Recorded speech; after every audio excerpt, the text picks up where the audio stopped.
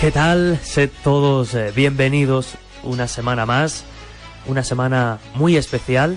Las Navidades han pasado, el nuevo año está a la vuelta de la esquina y nosotros no queríamos perder la oportunidad de despedir el 2017 como se merece, de una manera muy especial. Lo vais a comprender enseguida. Y es que estoy convencido de que estas Navidades ha habido un regalo que se ha repetido en muchos hogares. Un libro en concreto. Un libro que lleva por título El fuego invisible y que hace unos meses se alzaba con el premio Planeta. Probablemente el premio más importante de las letras en español. Su autor, Javier Sierra, estuvo con nosotros la temporada anterior, de hecho la despedía con nosotros, y se ha convertido su entrevista en la más descargada, en el programa más descargado de los que llevamos realizados. Es por eso que hemos querido volver a charlar de nuevo con él, aprovechando que se alzaba ya no solo con el Premio Planeta, sino que en estas fechas se está emitiendo su magnífica serie de televisión en el Canal 0 de Movistar Plus, Otros Mundos, una serie que, insisto, tenéis que ver sí o sí. Tenéis disponible el primer episodio en YouTube y además vais a ver que tiene mucha relación con nuestra región, porque hay una ciudad, Cuenca, que en cierto modo es protagonista de ese primer episodio. Pero por no irme por las ramas, como digo, esta semana vamos a charlar con Javier Sierra, largo y tendido. Vamos a charlar sobre, evidentemente, el Premio Planeta, pero más allá de eso, vamos a hablar de múltiples cuestiones. Vamos a conocer los secretos de su novela y los secretos también del propio Javier Sierra. Así que hace unos días, el compañero David Cuevas y un servidor nos desplazábamos hasta un hotel de Madrid para intercambiar un rato de amena charla con Javier Sierra. Así que, sin más, porque lo interesante esta semana es precisamente escuchar a Sierra y aprender de él, porque siempre es un lujo poder charlar con él e intercambiar impresiones. Como digo, sin más, lo interesante esta semana es que demos paso a esa entrevista que mantuvimos con el ganador del Premio Planeta hace unos días. Comenzamos.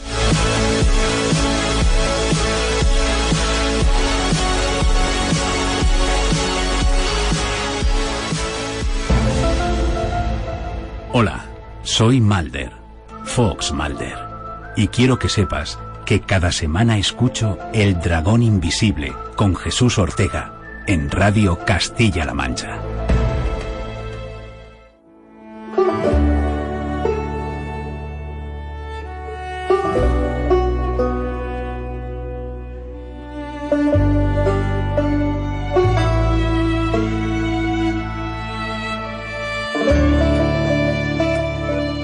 En este mundillo nuestro, ya son varios los colegas que, además de divulgar, han osado aventurarse en la creación literaria, con más o menos fortuna. Hoy nos va a acompañar uno de estos colegas, profesional del misterio y exitoso novelista, periodista, investigador, literato y Premio Planeta. Seguro que ya sabéis que hablamos de Javier Sierra.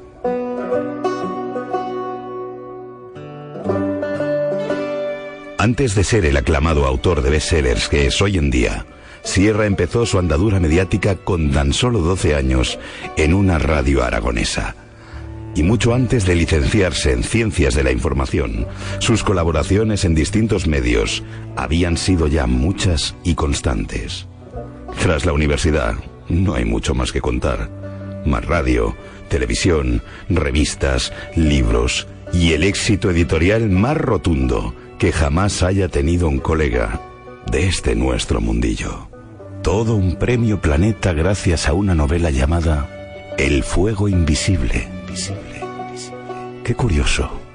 Dragón invisible, fuego invisible. Ay, tenía que suceder.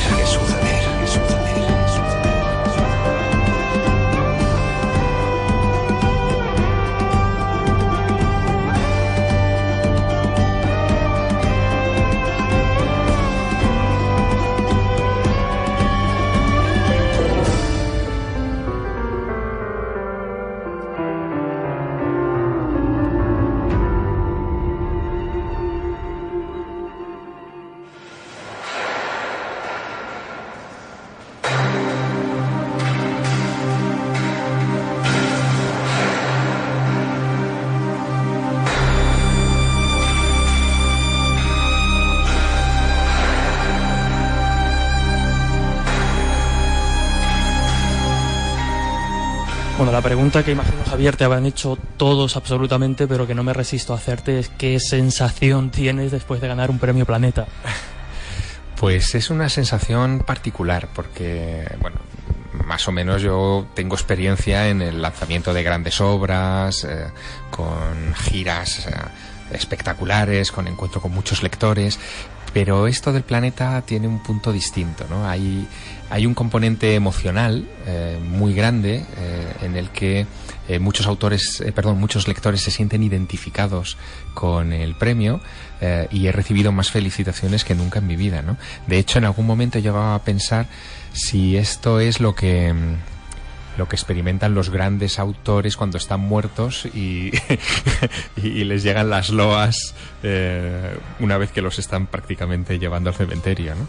Es ese tipo de sensación, ¿no? De alguna manera de misión cumplida, ¿no? Que está muy bien. Hay una cosa en este premio Planeta que ha llamado la atención, y te lo he escuchado también en alguna entrevista, y es que si bien es cierto que eras el eterno candidato desde hace muchísimos años y que has estado pues casi desde los últimos 10 años en las quinielas de muchas personas para el Planeta, y sin embargo este año parece que no sonabas y de repente la sorpresa, ¿no? ¿Cómo ha sido algo curioso? Bueno, es la aplicación exacta del cuento de Pedro y el Lobo, ¿no? Tanto decir que viene el lobo, al final cuando llega nadie está preparado para ese momento, ¿no? Para mí ha sido como una especie de juego. Es verdad que yo había estado durante una década en las quinielas. Incluso tengo una colección de titulares de periódicos en los que me dan como ganador del premio Planeta al día siguiente. O sea, todo eso yo lo he ido archivando meticulosamente porque me parecía muy singular, ¿no? Pero a la vez también durante estos años se ha generado una especie de extraña frustración. Cada vez que llegaba el 15 de octubre yo sabía que iba a perder el premio Planeta porque no me había presentado, ¿no? Y tenía la impresión de que no había hecho mis deberes, que no estaba terminada mi novela en el tiempo y la forma adecuados para presentarlo a un galardón de este tipo, y que de alguna manera se escapaba, bueno, pues esa ocasión, ¿no? En este premio, en el 66 del Planeta, los astros se alinearon. Tenía mi novela terminada en tiempo, en el mes de junio estaba ya con la obra terminada, solamente me faltaba una pequeña revisión. Creía que podía presentarla y que tenía también los ingredientes necesarios para un premio de este tipo. Es una novela muy mía, es decir, muy de misterio, de búsqueda. Está el componente trascendente que está en todas mis obras anteriores, pero a la vez también hay un punto de cultura, de literatura que no estaba en las anteriores y que creo que a este libro le venía muy bien y lo engrandecía y que lo hacía oportuno para el premio Planeta. Lo que no las tenía todas conmigo es que me lo fueran a dar, porque al final, en fin, son muchas las obras que se presentan, muchos los autores importantes que se presentan y bueno, siempre cabía la posibilidad de que eso no ocurriera. No me importaba, yo vivía ajeno a eso. De hecho, si recuerdas, el día anterior a la concesión del premio Planeta yo estaba en León cerrando el Congreso de Ocultura, es decir, que yo no hice ningún cambio en mi agenda porque, bueno, tampoco, en fin, si pasaba bien y si no también, ¿no? Pero bueno, ha pasado. ¿Y crees que los ingredientes de los que hablabas rompen en cierto modo alguna regla de lo que ha venido siendo hasta ahora el premio Planeta? Es decir, que una novela con este misterio, con esta profundidad también casi espiritual en muchos sentidos, rompe quizá un poco la línea de lo que hasta ahora han venido siendo los premios Planeta. En el premio Planeta cabe todo, y si uno echa un vistazo a las 65 obras que se han galardonado antes que la mía, encontrará prácticamente todos los enfoques, en fin, todos los géneros, ¿no? Prácticamente todas las voces, incluyendo también las del misterio. Yo digamos que represento sí a una tradición de escritores heterodoxos, pero donde hay otras firmas que han sido muy potentes antes que la mía. Recuerdo a Fernando Sánchez Dragó, ¿no? Con La prueba del laberinto. En realidad era un libro iniciático. Incluso cuando él quedó finalista con El camino del corazón, también era un libro de naturaleza casi espiritual, ¿no? Recuerdo Juan Eslava Galán. Juan Eslava Galán y su En busca del unicornio tiene también mucho de ese libro de Quête, ¿no? De la Quête francesa, ¿no? La búsqueda francesa de algo grande. Y bueno, han ganado el premio autores muy afines al misterio, como por ejemplo Gonzalo Torrente Ballester, no solo por ser gallego, sino porque él llegó incluso a confesar, un tiempo después de haber ganado su premio Planeta, que él dictaba sus novelas en un magnetofón y que en ese magnetofón se le colaban voces. Es decir, que de alguna manera él estaba muy dentro de este tipo de misterios sin resolver y muy atento a ellos. Luego, no soy un caso excepcional, pero sí es verdad que, a diferencia quizá de Juan Eslava o de Fernando, mi camino siempre estuvo muy vinculado a la divulgación del misterio, a la investigación de lo desconocido. Javier, quizá la temática de misterio, la temática de los enigmas históricos que está presente en tus obras pueda chocar para algunos quizá con una visión supersticiosa de la realidad. ¿Qué opinas al respecto? Bueno, yo me he cuidado mucho en esta novela de que los personajes debatan sobre el misterio, ¿no? Y están todas las posiciones, ¿no? La posición del escéptico, la posición del creyente más absoluto, del fanático incluso, del supersticioso. Todos esos elementos están dentro de la novela. Hay desde profesores de literatura que creen que el Grial es una entelequia, una fabricación, a los que vienen del mundo más eclesiástico y que están convencidos de que es una realidad, hasta incluso videntes que ven en el Grial otro tipo de elemento, casi un elemento de iluminación interior. Todo eso se confronta en este libro.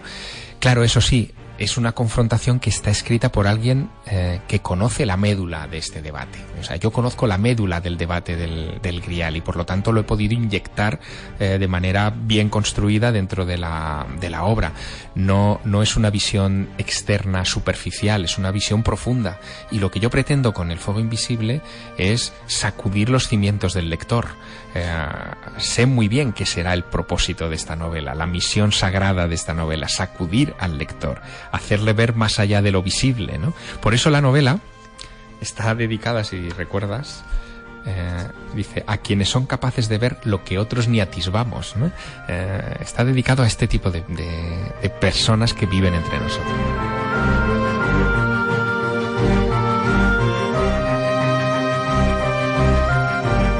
De hecho, tú has dicho en más de una ocasión que el propósito de tus obras, más allá de entretener al lector, más allá de leer un buen libro, es el de iluminar, ¿no?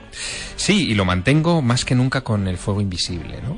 De alguna manera, el propósito de toda mi línea literaria es invitar al lector a reflexionar sobre cuál es su papel en este marco estrecho, pequeño, que representa la vida de cada uno de nosotros, ¿no? Nuestra influencia en el universo aparentemente es ínfima. Vivimos un suspiro respecto a lo que es la edad del universo y de lo que nos rodea. Pero algo dentro de nosotros nos dice que tenemos una misión importante, ¿no? Y eso es lo que yo busco, o sea, formalizar de alguna manera cuál es la misión de cada uno de nosotros. Y este libro tiene mucho de eso, ¿no? De manual de iluminación particular, ¿no? Es curioso que en una época tan materialista como esta y tan centrada en lo que se toca y se pesa y se mide y tan escéptica en muchas cosas, triunfe una novela con estas características, pero es que yo creo que llega en el mejor de los momentos, ¿no? En el momento en el que más necesitamos una visión trascendente. Y Javier, como decías, evidentemente has dedicado prácticamente toda tu carrera precisamente a la divulgación e investigación de estos temas de misterio.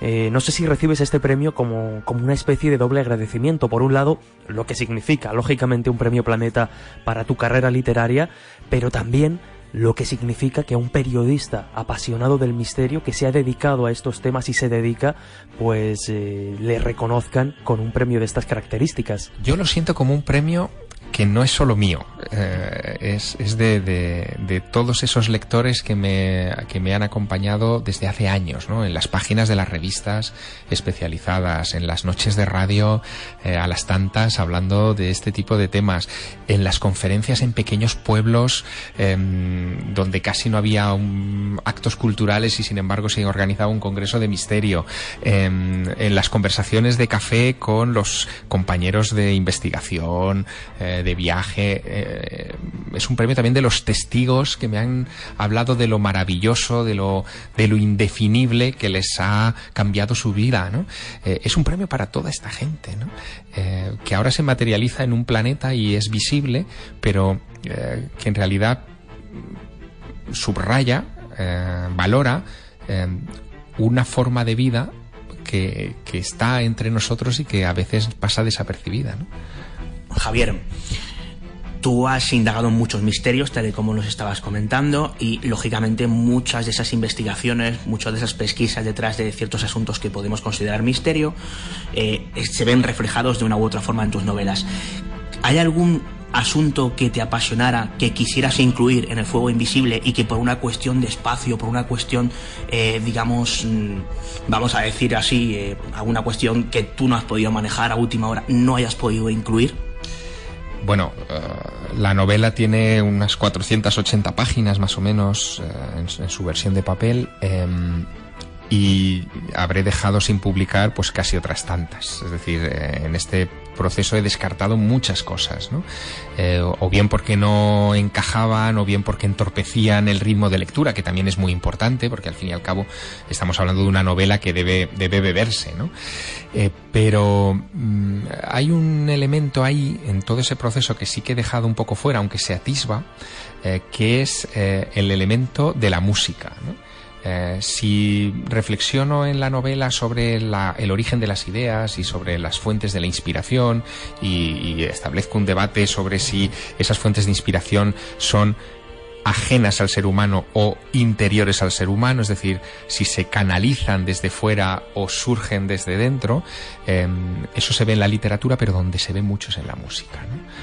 Cuando uno pasea por grandes biografías de músicos tipo Brahms, Beethoven, Chopin, Mozart, y atiende a sus cartas, a confesiones que hacen en un momento determinado de su vida a amigos, a gente que en fin, con los que hablaron, esta gente termina confesando siempre que la inspiración les viene de fuera, que es algo que se le dicta, que la melodía le viene dictada desde no se sabe dónde, ¿no? Como si la descargaran en un dispositivo digital hoy, ¿no?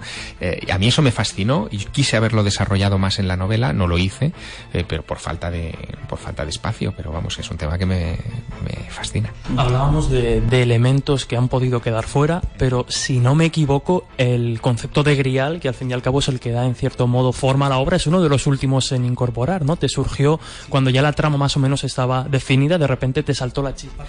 Sí, yo quería hacer efectivamente una novela sobre el proceso creativo, ¿no? Y que tratara de resolver esa pregunta que es la que aparece como primer interrogante en la novela, que es de dónde vienen las ideas. Pero necesitaba, lo sabía, un arquetipo, algo que fuera potente y que diera sentido a toda esa investigación que estaba haciendo, ¿no? Acababa de leer La lámpara maravillosa de Valle Inclán, que era una novela que ya me daba una pista en el propio título, ¿no? La lámpara maravillosa, o sea, algo que se enciende solo, que ilumina. Ya estaba ahí la esencia del grial y no supe verla, ¿no?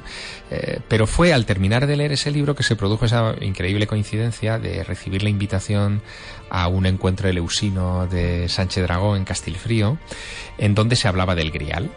Pidieron que yo diera una charla, pero sobre todo decidí acudir porque, bueno, me apetecía ver a Fernando, pero también a conocer a algunas de las personas que iban, y en especial a Victoria Cirlot, ¿no? Y del fruto de esos días con Sánchez Dragó surgió la certeza de que lo que estaba buscando, la lámpara maravillosa que el Valle Inclán me había servido en bandeja, en realidad era el grial, ¿no? Y ahí establecí el vínculo, el puente, y a partir de ahí la novela, bueno, pues empezó a fluir de otra manera, ¿no? Se produce, no obstante, en ese territorio, en ese camino, un descubrimiento, que es el que a mí me convence de que tengo que hacer esta novela. Victoria Cirlot explicó muy bien en aquella ocasión que el origen del grial, de la palabra grial, y de lo que es el concepto que hoy tenemos de grial, nace en el siglo XII. No hay antes alusiones a ese concepto. Es en un cuento escrito por Chrétien de Troyes, de Troyes, en 1180, que se funda, digamos, el vocablo que dará definición a esto, ¿no? El grial. y lo describe Chrétien de Troyes como una especie de cuenco del que irradia una luz tan poderosa que opaca las luces, las velas que hay en una sala de un castillo al que llega el protagonista de ese romance, que es Parcival el caballero, ¿no? Lo curioso es que exactamente esa descripción de un objeto radiante, capaz de apagar todas las luces, portado por una dama dentro de un cortejo, es lo que aparece representado 6 décadas antes, 60 años antes, en varias iglesias de los Pirineos, ¿no? Ahí se produce una paradoja temporal, es decir, alguien pintó el Grial tiempo antes de que se describiera por escrito. ¿Qué es lo que inspiró a esos artistas en los Pirineos sobre un cuenco radiante dentro de un cortejo portado por una dama? Bueno, pues ahí es donde comienza una investigación que es la que moverá o motivará a los protagonistas del Fuego Invisible, ¿no? Uh-huh. Una investigación que de hecho es ardua, ¿no? Porque hasta esos cuencos que aparecen en algunas iglesias de algunos lugares de los Pirineos, lo cierto es que el Grial, la copa, el objeto tal y como lo conocemos, no aparece descrito ni mencionado en esos 1000 y pico años que transcurren desde la muerte de Jesús, ¿no? Claro, quizá una de las claves a mí también me la dio Antonio Piñero, al que conocéis muy bien.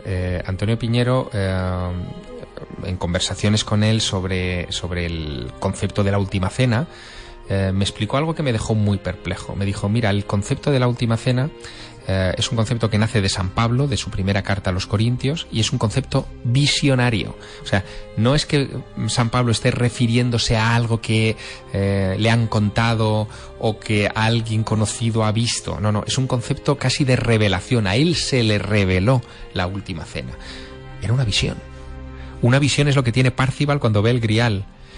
Una visión es la pintura apocalíptica sacada del Apocalipsis en la que se enmarcan estos griales en las iglesias de los Pirineos. Todo estaba vinculado al concepto visionario, que de alguna manera es la semilla de todo proceso creativo. Todo artista, sin excepción, sea músico, pintor, escultor o escritor, es un vidente. Es alguien que ve lo que los demás no ven y lo plasma a través de su obra.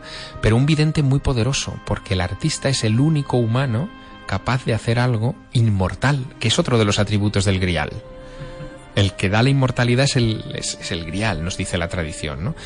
Piénsalo, el arte es lo único inmortal que somos capaces de hacer los seres humanos. Todo lo demás perece, pero una buena historia se transmite de generación en generación.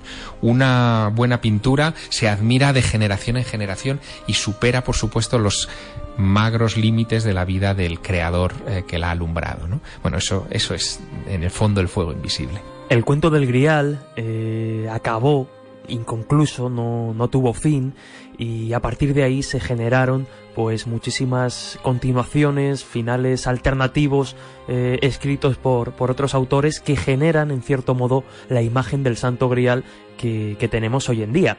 Hay una cosa que me ha llamado mucho la atención, y es que en alguna entrevista has dicho que probablemente el Fuego Invisible sea la última o una de las últimas continuaciones de este cuento del Grial. Sí, yo lo veo así, efectivamente. Chrétien de Troyes dejó ese libro inacabado, dicen los expertos que probablemente porque falleció antes de poderlo acabar. Dejó 2 inacabados, el cuento de la carreta y el cuento del Grial.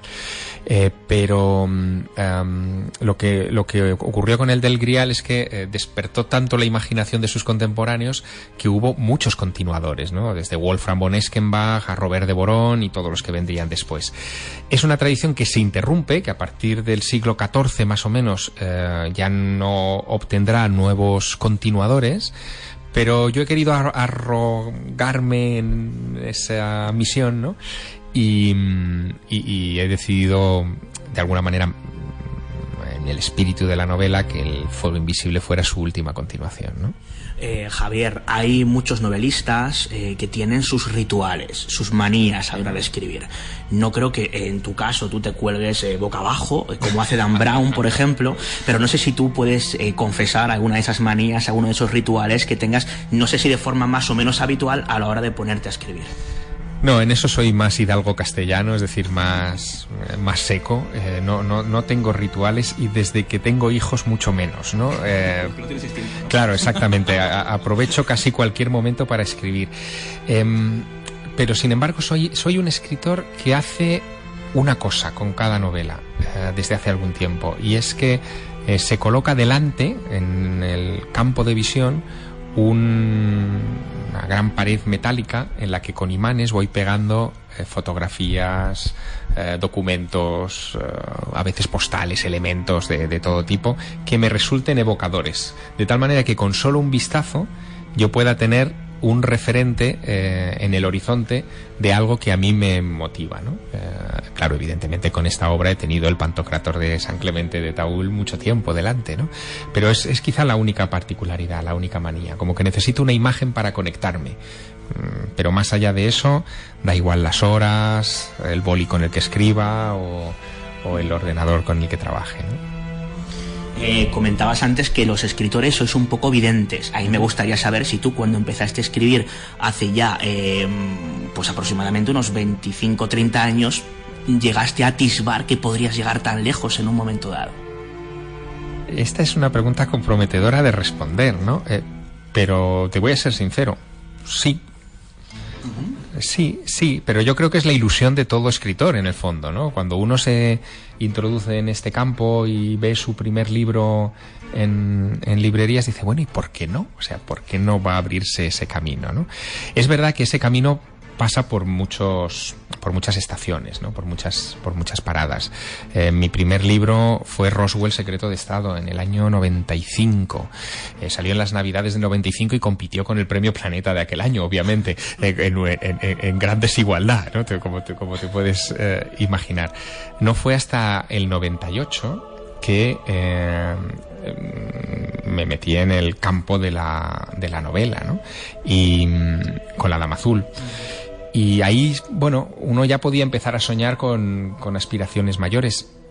Pero en el fondo, a mí lo que me preocupó siempre fue tener una trayectoria coherente, ¿no? A mí me han fascinado siempre los misterios y yo quería escribir sobre mi búsqueda de respuestas. Y creo que he sido fiel hasta la última gota de tinta a ese principio, ¿no? O sea, yo quiero resolver, a veces en clave de ensayo, a veces en clave de ficción, mis grandes preguntas y ayudar a los demás a resolverlas.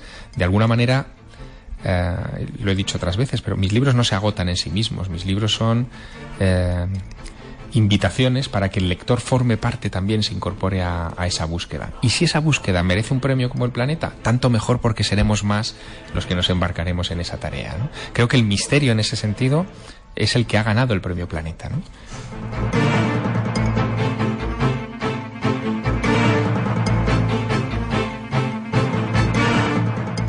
Si os parece, hacemos una breve pausa, muy breve, y continuamos enseguida aquí en CMM Radio, charlando con Javier Sierra.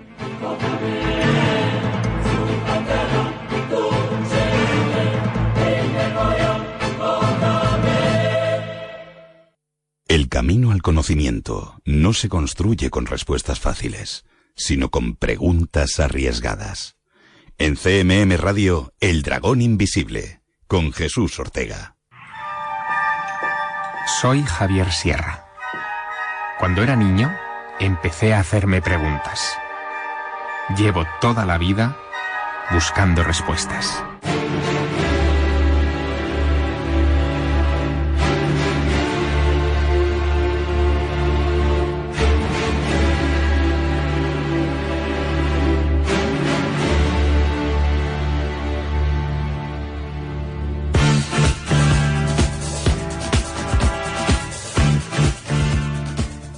Continuamos en El Dragón Invisible en CMM Radio, en este último programa de 2017, y como no podía ser de otra manera, lo despedimos el año de una manera muy especial, charlando, conversando con Javier Sierra, el ganador del Premio Planeta 2017, con su novela El Fuego Invisible. Además, escuchabais hace unos segundos un extracto muy breve del inicio de su nuevo programa de televisión Otros Mundos, emitido en Cero, el canal de televisión de Movistar Plus, Y este primer programa podéis disfrutarlo en YouTube y además tiene como protagonista pues una ciudad como es Cuenca, ¿no? Una ciudad pues patrimonio de la humanidad y que tiene muchos misterios. Si acudís a ese programa los vais a descubrir. Pero si os parece, nosotros continuamos escuchando precisamente esa entrevista que nos revela pues algunos de los secretos de su novela y algunos de los secretos más desconocidos de Javier Sierra.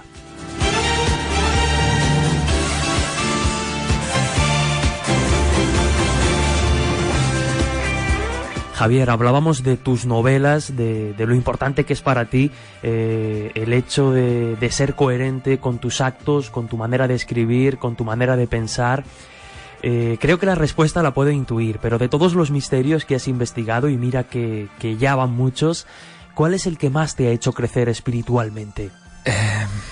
Yo creo que todos, pero, hombre, a mí hay el misterio troncal de mi vida, el que me abalanza todo esto, es el enigma de los ovnis, ¿no? Y parece contradictorio que algo como las luces en el cielo puedan despertar una espiritualidad, pero si lo miramos con un poco de perspectiva vemos que en absoluto, es decir, los grandes episodios de la espiritualidad universal están vinculados de alguna manera con luces en el cielo, ¿no? Cada uno le pondrá la etiqueta correspondiente a su época, su condición social, su cultura, su religión, pero al final todos buscamos esas luces en el cielo. Javier, hay una cuestión que yo creo que le gustaría conocer a los lectores, a los oyentes. Cuando empiezas a escribir sobre ovnis, por finales de los 80, primeros de los 90, mediados, publicas tu primer libro, no dejaba de ser, al fin y al cabo, lo que se considera desde ciertos cenáculos como un periodismo marginal. Con el paso de los años, fuiste, adquiriendo, digamos, una relevancia mediática mayor y fuiste, digamos, codeándote con personas dentro del arte, de la cultura, que quizá estaban un poquito más, a priori, más alejados de lo que se podría considerar misterio. ¿Te has sentido en alguna ocasión, cuando has hablado con ellos, cuando te has codeado con ellos en otros ámbitos, no voy a decir marginado porque no sería la palabra adecuada, pero sí quizá un poco excluido en lo que respecta al tema de los misterios, que es al fin y al cabo de los temas de los que tú empiezas o de los que tú vienes? No, yo creo que no. A lo mejor te pueden mirar en un principio como un bicho raro, ¿no? Pero en el fondo lo que les despiertas es una tremenda curiosidad. Piensa que las preguntas que nosotros barajamos, las conversaciones que nosotros tenemos, los argumentos hacia los que nos dirigimos, son los grandes. Si es que todo lo demás está por debajo. Saber qué nos espera después de la vida es la gran pregunta y es el gran misterio. Saber si estamos solos o no en el universo es la segunda gran pregunta, si no la primera, porque a lo mejor explicaría otras muchas cosas, ¿no? Saber los orígenes de la civilización, en qué momento empezamos a construir esto que hoy somos, y si fuimos antes otra cosa, también está en esos principios universales que a todos les interesan. Pero es verdad que en una sociedad que es muy materialista y que se pierde en lo banal, pues esas cosas van quedando relegadas porque no tienen respuesta, o no tienen la respuesta mecánica que a nosotros nos gustaría y que podríamos envasar y etiquetar y comercializar con ella. Pero cuando entras en la dimensión humana de la conversación, incluso con los más grandes de la cultura, descubres que tienen la misma necesidad de saber, incluso más a veces, que tú. Luego, no, el misterio no es algo marginal, al contrario, el misterio está en todo. Otra cosa es que haya mucho ignorante que no quiera verlo. Entonces, Javier, y al hilo de la pregunta de David, con el tiempo es verdad que, y ahora más que nunca, pues casi has pasado a ser ya un hombre de la cultura, ¿no? De la cultura nacional. Y bueno, ya digo, la pregunta va un poco relacionada. ¿No consideras que el misterio como concepto, o como nosotros lo entendemos, esté como infravalorado intelectualmente por parte de determinadas personas? Pero quizá la culpa también la tiene el tipo de divulgación que se hace. Yo creo que ahí hay que hacer una reflexión muy seria sobre este tipo de cuestiones. No es lo mismo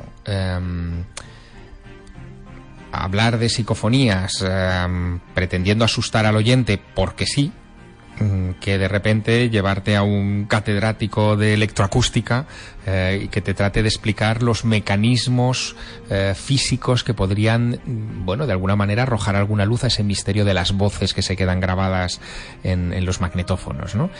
No es lo mismo hacer una noche de Halloween y pasarlo muy bien con el susto y el disgusto que de repente decir que Torrente Ballester recibía esas voces en sus grabadoras cuando dictaba sus novelas. Yo creo que ahí tenemos que hacer un esfuerzo todos, ¿no?, los que divulgamos estas cuestiones. Y todavía hay mucho... ¿cómo decirte? Una aproximación muy grande al susto y no al misterio. Son dos cosas distintas. Creo que hay que separar el miedo del misterio, ¿no?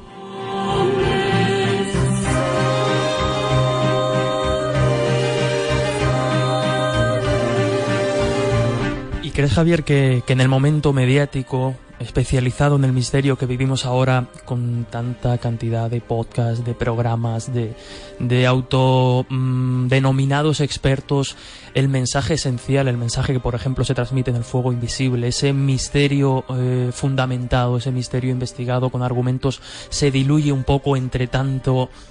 No se diluye porque, bueno, a las pruebas me remito, es decir, el libro ha merecido el premio Planeta, ¿no? Luego no se diluye, al contrario, el libro lo que hace es demostrar que el misterio es algo digno, no solamente digno, sino que nos hace mejores humanos de lo que somos, ¿no? Pero yo entiendo, en eso quizás sea un poco condescendiente, entiendo que también tiene que haber una evolución. Hay todavía que dar margen a esa aproximación infantil del misterio, que es la del susto y la de ¡uy, qué emoción!, ¿no? Hay que darle ese margen para que madure y para que evolucione. Y de todos estos miles de podcasts, boletines, blogs y tal que hay en estos momentos, se destilará sin duda pues las mentes que seguirán preguntándose por los grandes interrogantes, ¿no? Eso es así, y nos olvidaremos de esta parte más infantil, esta aproximación más de pues te diría que casi preadolescente, ¿no?, del misterio. ¿Esa preadolescencia consideras que viene seguida de una infancia o que viene extrañamente seguida de una vejez más madura? ¿Ha habido una evolución o una involución en lo que tiene que ver con la investigación y la divulgación de estos temas? Bueno, yo creo que hay una evolución, que siempre hay una evolución, aunque a veces la evolución no sea en línea recta, sino en espiral, y por lo tanto nos cuesta más verla, ¿no? Pero indudablemente hay una evolución porque los medios son diferentes, porque hoy incluso un niño de 10 años puede entrar en internet y contrastar datos, o sea, puede hacerlo, puede ver si habla del Triángulo de las Bermudas, puede ver la versión crédula, la versión escéptica y la versión prudente, puede hacerlo, y eso no ocurría no hace tantos años. Por lo tanto hay una evolución, pero también es verdad que a veces en el misterio nos dejamos llevar demasiado por ese factor del miedo, de la sorpresa, de irnos a un sanatorio de tuberculosos en sabe Dios de la frontera simplemente para pasar miedo. Bueno, pues para mí eso me parece un buen pasatiempo, tomando todas las precauciones, pero me parece que aporta poco a los intereses verdaderos de quien se preocupa por el misterio, ¿no? Comentabas algo que yo creo que muchos oyentes o lectores pueden considerar que es francamente interesante, y es que los que nos dedicamos a divulgar estas cuestiones tenemos que hacer una suerte de autocrítica, ¿no? Pregunta que se me ha ocurrido y que tengo que hacer. Javier, dentro de esa autocrítica, ¿hay algo de lo que te arrepientas en la divulgación de los últimos 20, 30 años por parte de la pluma de Javier Sierra? Mira, yo he tenido una trayectoria como periodista, digamos, vamos a llamarlo del misterio, ¿no? Que todos conocéis. Pero un periodista no se puede arrepentir de nada. Es decir, un periodista lo que hace es retratar un momento histórico, ¿no? Con lo que se sabe de un tema y lo que no se sabe de ese tema. A veces yo recibo críticas desde algunos sectores muy minoritarios, acusándome de que, hombre, yo le di pábulo a la filmación de las autopsias de Roswell, ¿no? Por ejemplo, ¿no? En el año 95. No es verdad. Es decir, si tú te lees mis artículos en Año Cero, tú ves que en todo momento se intenta contrastar, que se busca la opinión de un experto forense, como recuerdo a José Manuel Reverte Coma, que decía que aquello era un muñeco y que no tenía ningún sentido, y a la vez había otros forenses del Ejército del Aire que le daban un margen, decía, bueno, es que esto es interesante, ¿no? Un periodista, lo que hizo en ese momento, Javier Sierra, periodista, lo que hizo en ese momento fue poner en la balanza lo que estaba ocurriendo en ese momento. Escribí un libro, es verdad, y recogí todo lo que estaba sucediendo en ese momento. Era un reportaje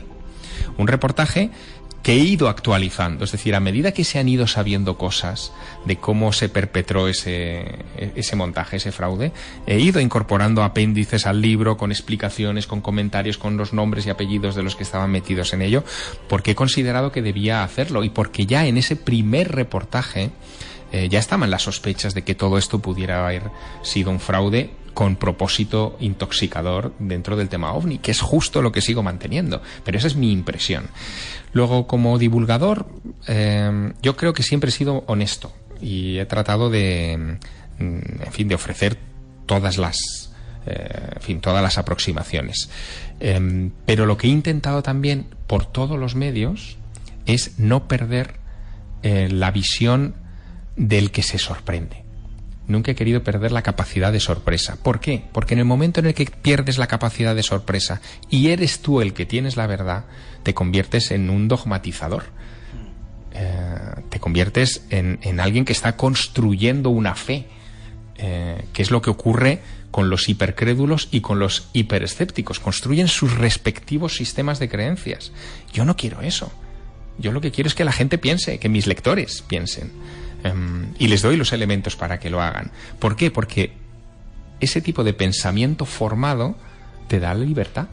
Y la libertad es el bien más caro al que puede acceder y aspirar el ser humano. Hay un momento que me ha llamado mucho la atención, muy divertido, en el que cuando el grupo protagonista del Fuego Invisible está analizando el cuento del Grial, aparece por ahí, furtivo, el Código Da Vinci, y es algo que, insisto, me pareció muy divertido. Además, Victoria Goodman, una de las protagonistas, hace un análisis bastante interesante, y bueno, ahí hay opiniones encontradas entre el grupo, ¿no? Sí, eso me parecía muy divertido incorporarlo, efectivamente. Bueno, en realidad es una reflexión sobre lo que son los bestsellers, ¿no? Tiene su gracia, evidentemente, que la incorpore en una novela que se va a convertir en un bestseller, ¿no?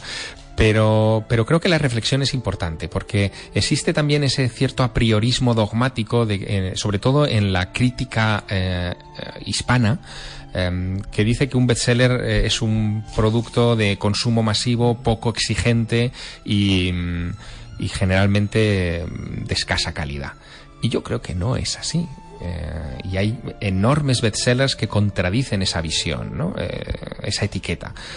Tienes el mismo Quijote el Quijote fue un bestseller en su época. No se vendían varias ediciones de un libro así como así, ni se traducían en vida del autor, y sin embargo eso lo consiguió el ingenioso hidalgo Don Quijote de la Mancha.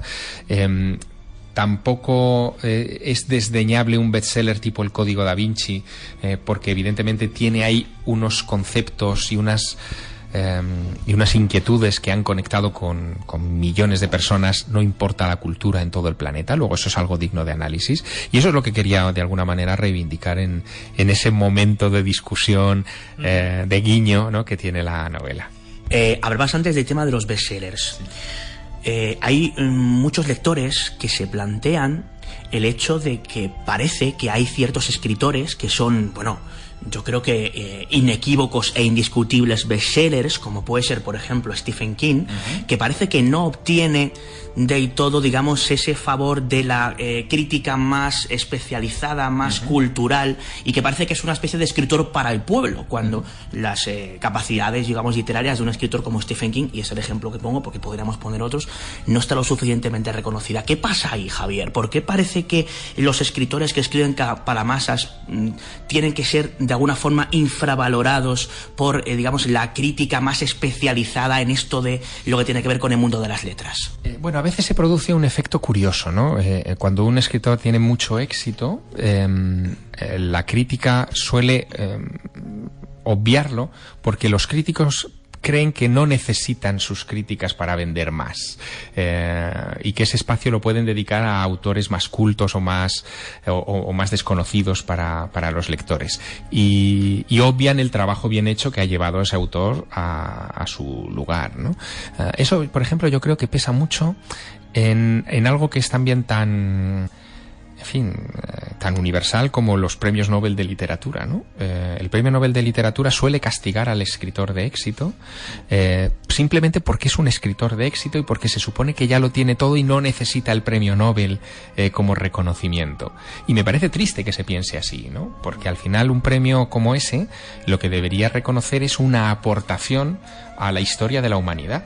Y Stephen King, por ejemplo, ya que has mencionado este nombre, lo queramos o no, ha hecho una aportación al inconsciente colectivo de la humanidad con sus obras, muchas de ellas además llevadas al cine y por lo tanto con un efecto multiplicador enorme en nuestros miedos, en nuestros anhelos y en nuestra manera de ver el mundo. Obras de gran calidad literaria, algunas de ellas, ¿no? Sí, yo sin duda, yo a Stephen King lo propondría para el premio Nobel, lo digo en serio, es decir, creo que lo merece, pues en fin, muy por encima de otros autores que lo han merecido en estos años anteriores, pero está ese prurito de que lo masivo, lo que llega a todo el mundo, antes lo hablábamos, necesariamente no es bueno, y es un error pensar en eso, ¿no?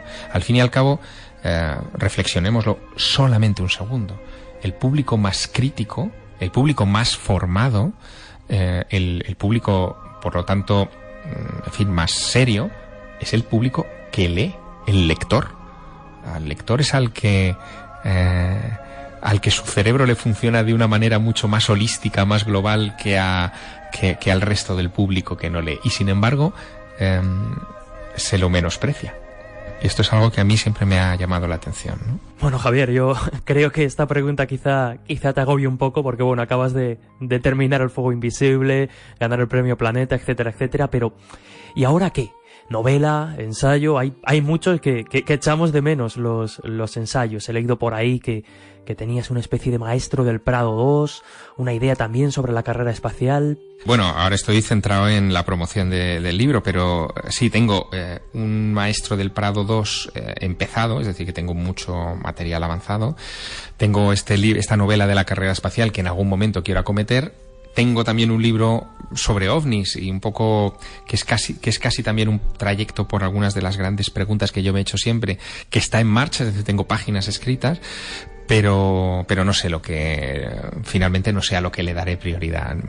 Bueno, yo siempre dejo que el destino juegue sus cartas. ¿Hay algún tema relacionado con el misterio por el que sientas un anhelo especial a la hora de escribir? ¿Algo que tengas pendiente? ¿Una espina literaria clavada? ¿Una especie de deuda con algún tema específico relacionado con estos temas? Por ejemplo, con los ovnis. Te va a sorprender la respuesta que te voy a dar. Pero una de las cosas sobre las que me gustaría mucho investigar y escribir es, te digo que te va a sorprender, es Pompey, la isla de Pompey, Ponapé. Asunto que destapó hace muchos años Andreas Faber-Kaiser en un libro difícil de leer, que es sobre el secreto, pero que a mí me atrapó, vamos, casi desde el principio, ¿no? En algún momento haré ese viaje al otro extremo del mundo, a las antípodas, para ver qué hay. Pues Javier, sin más, mi más sincera enhorabuena por ese premio Planeta al Fuego Invisible, que, como decíamos, ya no es un premio solo tuyo, sino también de todos los amantes y seguidores del misterio y también de tu carrera y tu trayectoria. Muchísimas gracias de verdad por estar una vez más en El Dragón Invisible y compartir un rato de conversación con nosotros. Un abrazo. Gracias a ti.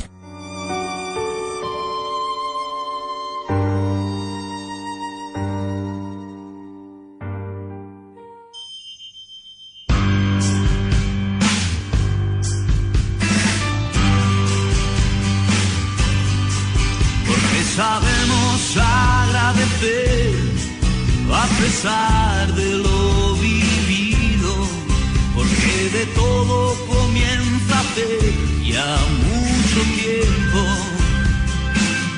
Llegamos al final, una semana más, hasta aquí, el último programa del año. Es momento de fijar nuevos objetivos y seguir creciendo junto a todos vosotros.